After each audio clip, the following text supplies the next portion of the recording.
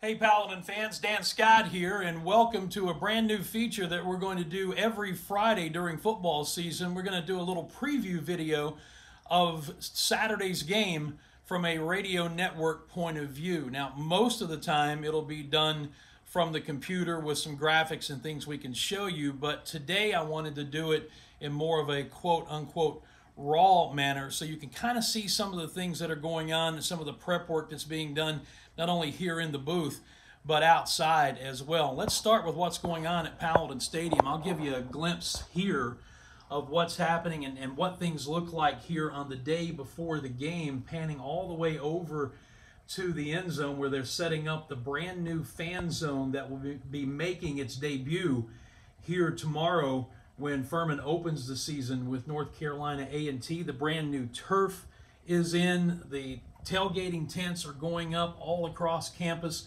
The students will be tailgating inside the confines of the stadium this year on the hillside to either side of the field house there. It is going to be a great game day atmosphere.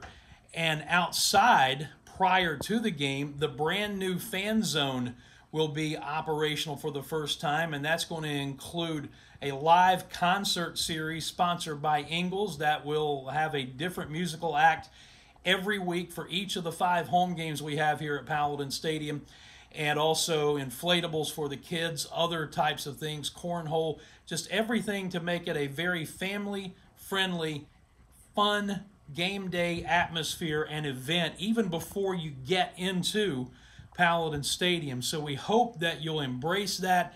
If you haven't gotten your tickets yet, we want you to get those and look ahead to all 5 games, counting tomorrow, on the schedule. And I will promise you, you're going to enjoy what you see. The game day atmosphere here at Furman is going to be like something that you haven't seen around these parts in a long, long time. From a preparation standpoint, radio-wise, just to give you a little bit of a look, we've got the equipment set up here in the booth, tested out, ready to go, and working on everything from our spotting boards to stats and everything that goes along with being ready to go for the game. You can see some of the work that we've done there. Some of the things that we're going to be focusing on as far as tomorrow and some storylines to follow for North Carolina A&T. I mean, this is a good football team. They have not played since 2019. They played in the Celebration Bowl in December of 2019. They did not play, obviously, in the fall of 2020. They did not play in the spring of 2021. So it's been a long time between proverbial drinks of water for this North Carolina A&T team. They were 9-3 in 2019, and they return quite a bit of talent from that team. But what we're going to focus on and the storyline to follow is what's not back from that team. Their starting quarterback from 2019, a young man named Khalil Carter, is gone, and 2 of their top 3 receivers, Elijah Bell and Corey Banks, are gone.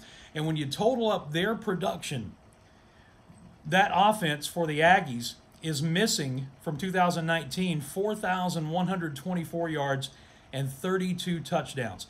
Where are they going to find that replacement production? Well, it's going to start in the backfield. They do return Jermaine Martin, their fantastic running back, who in 2019 ran for 1,446 yards and 23 touchdowns and added another 8 catches during his time in the backfield as well as a receiver. But he gets the job done on the ground for them. They run behind a big offensive line. They return 3 starters from 2019's offensive front, and they added a grad transfer from North Carolina Central, a guy named Ricky Lee, who will be starting at left tackle for them. He's 6'6", 305 pounds. So you look across their front 5, they go 305, 290, 300, 335, and 290.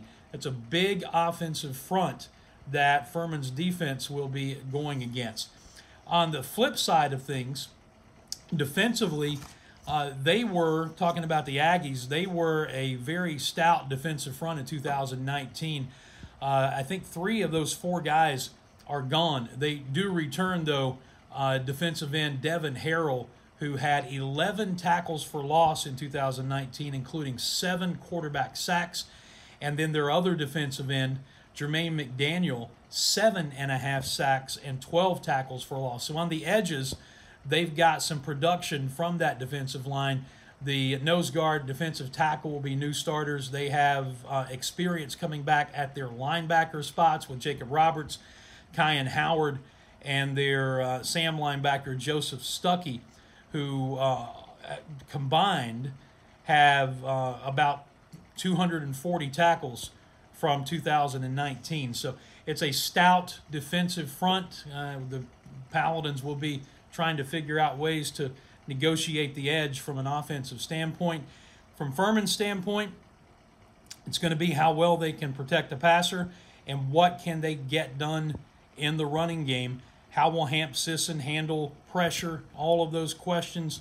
But offensively, Furman has productive guys at skill positions. The question is going to be getting them the ball and getting them in space on the edge. Can they get Ryan Miller, the tight end, in favorable matchups? Can they do things in the running game that will allow the deep backfield, Devin Wynn and Wayne Anderson and Kendall Thomas at the tailback spots, and then the two big guys, Dominic Roberto and Devin Abrams?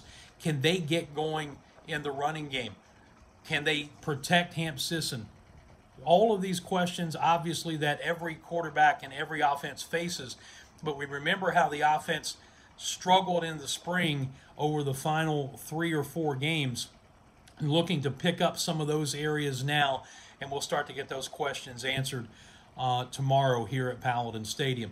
It's going to be a great Saturday afternoon. We are honoring legend Tommy Stevenson here, who for over 35 years ran Tommy's Country Ham House just down the road from the stadium here. He hung it up just a couple of months back, and they're going to honor him here on the field prior to the game. In fact, they're giving out Tommy's aprons to, I think, the first 1,000 fans through the gates here tomorrow afternoon, so you may want to get here early. Again, it's going to be a tremendous game day experience. Kickoff is at 2 p.m., and we will begin with our pregame show, the Countdown to Kickoff, sponsored by Pepsi, beginning at 12:30 on our flagship station, ESPN Upstate. That's 97.7 FM in Greenville, 97.1 FM in Spartanburg, and you'll be able to take it online everywhere you go, FurmanPaladins.com, ESPNUpstate.com, or through the Odyssey app, A-U-D-A-C-Y, Odyssey. So that's what we're looking forward to, and we are so excited to be back and playing football in the fall, and looking forward to having you in-house with us here at Paladin Stadium tomorrow afternoon and for the succeeding 4 home games that we have. But if you can't make it, you can always listen on the Ingles Furman Radio Network. And one other thing that we're going to be doing this year, we're going to be debuting Booth Cam. You'll be able to hear the radio broadcast, but watch the interaction in the broadcast booth at the Furman Paladin Football Facebook page, and we'll be doing that every game as well. That also is sponsored by our friends at Ingles. Looking forward to having you in the stadium or with us on the radio tomorrow afternoon when the Paladins open the 2021 season here against number 24, North Carolina A&T. Until then, I'm Dan Scott, saying God bless you, and so long, everybody.